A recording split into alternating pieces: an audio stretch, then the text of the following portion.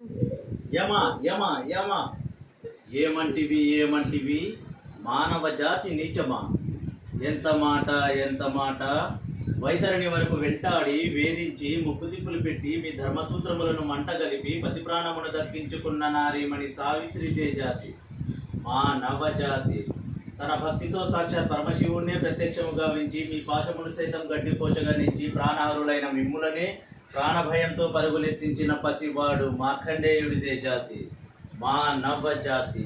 నీచమన్న మా జాతి మూలమున ఏనాడో అప్రతిష్ట మూట కట్టుకున్న మీరు నేడు జాతి అని మమ్మ అవహేళన చేయుటయా? ఎంత వివేకం, ఎంత జ్ఞానం, ఎంత కుసంస్కారం! నేటి నుండి దేవుడు అధికుడు, నరుడు అధముడు అన్న కించ భావాన్ని కూకుటి వేలతో సైతం పెకిలించి వేసేదా.